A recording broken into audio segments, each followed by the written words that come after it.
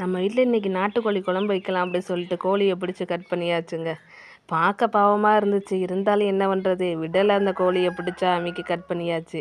Cut பண்ணி நல்லா clean பண்ணியாச்சு. நல்லா இருக்கு, எல்லாத்தையும் க்ளீன் பண்ணியாச்சு. க்ளீன் பண்ணிவிட்டு அதில் லைட்டாக 1 2 முடி இருக்கும்ல, அது எல்லாத்தையும் வந்து நல்லா ஒரு ஓலையை வச்சு நல்லா எரித்து அதை அப்படியே அனலில் காட்டினா எல்லா முடியும் இல்லாமல் போயிடும். அதுக்கப்புறம் மஞ்சத்தூளை போட்டு நல்லா அலசி நல்லா க்ளீன் பண்ணி கட் பண்ணியாச்சுங்க. எனக்கு கட் பண்ணுறது கொஞ்சம் கஷ்டமாக இருந்துச்சு. வேறவங்கள்ட்ட கொடுத்து நம்ம கட் பண்ணி வாங்கிக்கிட்டாச்சுங்க. அதுக்கப்புறம் நம்ம வந்து பொடி வந்து நம்ம வீட்டில் உள்ள பொடியை யூஸ் பண்ணுறதில்ல, இந்த மாதிரி இது பண்ணி வதக்கி பொடி அரைச்சி வச்சாச்சு. அதுக்கப்புறம் தேவையான தாளிப்பு எல்லாத்தையும் போட்டு நல்லா வதக்கிட்டு, நம்ம தோட்டத்தில் நல்லா கருவேப்பிலை நல்லா தழைஞ்சிருந்துச்சு, அதையும் உடச்சிட்டு வந்து நல்லா போட்டு வதக்கியாச்சுங்க. அதுக்கப்புறம் தக்காளி, மிளகாய், அதுக்கப்புறம் இந்த இஞ்சி பூண்டு இதெல்லாம் வந்து அரைச்சி வச்சுருந்தோம். அதில் சின்ன வெங்காயம் போட்டு அரைச்சி வச்சுருந்தோம்.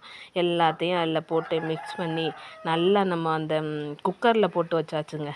கறியை நல்லா வெந்திருந்துச்சு, அதையும் அப்படியே கொட்டி நல்லா மணக்க நல்லா கிளறி விட்டு அதில் தண்ணியை ஊற்றி அப்படியே நல்லா கொதிக்கட்டும் அப்படி சொல்லிட்டு மூடி வச்சாச்சுங்க.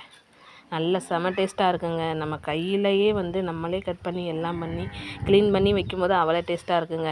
நம்ம கோழி போகும்போது அது முட்டை போட்டனால அதை மறக்கக்கூடாதுன்னு சொல்லிட்டு அது போட்ட முட்டையை 2ஐயும் அதில் தூக்கி போட்டாச்சுங்க. செம டேஸ்ட்டாக இருந்துச்சுங்க கோழி குழம்பு. நீங்களும் இந்த மாதிரி ட்ரை பண்ணி பாருங்கள். பாய்.